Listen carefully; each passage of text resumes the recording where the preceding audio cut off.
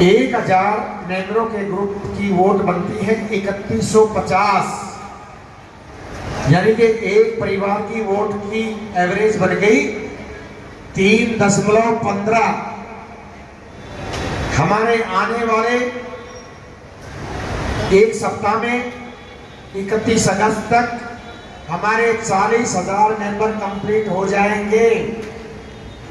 40,000 मेंबरों की वोट कितनी हो गई? 1,26,000। 1,26,000। वैसे तो नॉर्मली एमएलए के इलेक्शन में वोट परसेंटेज पोलिंग का आता है 65-67-68%, लेकिन वो मतदाता सूची में ऐसे आदमियों के भी नाम होते हैं जो यहाँ से बाहर पलायन कर चुके हैं। जो यहाँ से बाहर पलायन कर चुके हैं, वो यहाँ से गुड़गांव चला गया, दिल्ली चला गया, वापस गाँव चला गया, या जो बच्चे हमारे दिल्ली, पूना, भारत, कलकत्ता वगैरह, बेंगलोर वगैरह नौकरी करते हैं, उनकी भी वोट नहीं पड़ती है। और बहुत सारे ऐसे बिजनेसमैन आदमी हैं जो वोट डालने में अपना इंटरेस्ट नहीं रखते। कुछ बेचारे हमारे मजदूर भाई ऐसे हैं, उनकी मजबूरी है, कौन 500 रुपए की गाड़ी को खराब करके वोट डालने जाएगा, वो भी वोट नहीं डालते। वोट डालते हैं सब मध्यम परिवार, आप जैसे, हमारे जैसे मीडियम फैमिली वोटिंग करता है। आप सब वो मीडियम फैमिली हैं, आप वो हैं जिसे बार बार मेरे कहने से, कभी 13 अप्रैल को दीपेंद्र हुड्डा जी की रैली में मैंने आपको याद किया, आपने सारा पंडाल, सारा ग्राउंड भर दिया, कितनी गर्मी थी।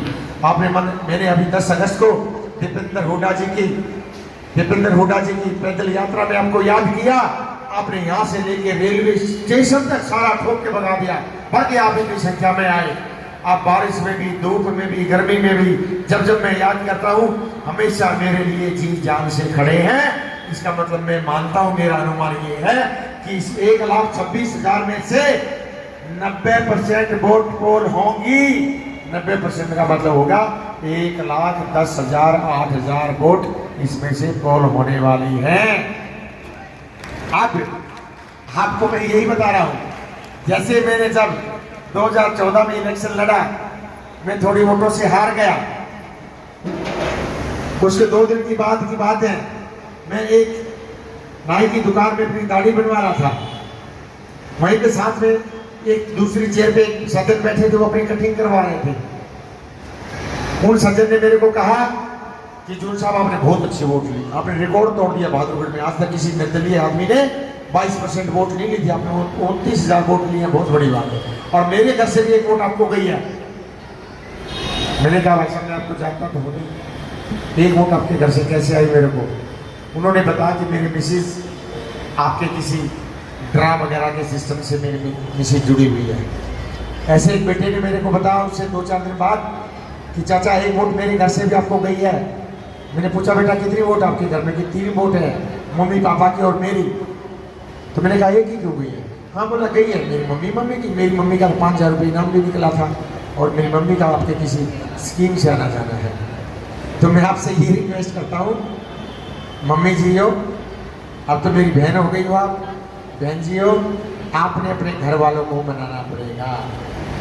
आपने अपने घर वालों को ये कहना पड़ेगा, देखो जी, हम इस घर में 10 साल से हैं, 40 साल से हैं, हमने राजनीति में आज तक जहाँ भी घर का इंटरेस्ट हुआ, हम वही वोट डालते आए हैं। हमारी राजनीति में कोई अलग राय हुई नहीं है। लेकिन इस बार जितने भी हम आदमी यहाँ भागलपुर से एमएलए का इलेक्शन लड़ रहे हैं, उनमें से एक आदमी का नाम है राजेश जून, और वो हमारा भाई है। आपने एक हमारे घर की वोट से, घर में 2 वोट हैं या 4 वोट हैं, आपने हमारे घर से राजेश जून की वोट देनी है। ऐसे आपने अपना घर को सहमत करना है। अगर आप अपने घर को सहमत कर लेंगे, हमारी वोट लाख वोट आएंगे, लाख वोट।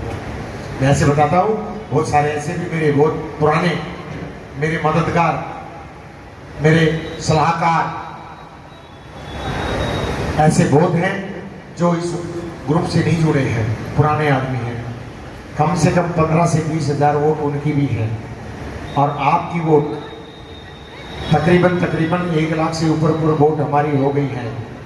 और इस इलेक्शन में जिस भी कैंडिडेट की 50,000 वोट आ जाएंगी वो बहादुरगढ़ का एमएलए बन जाएगा, 50,000 वाला। और हमारी वोट है 1 लाख से भी ज्यादा।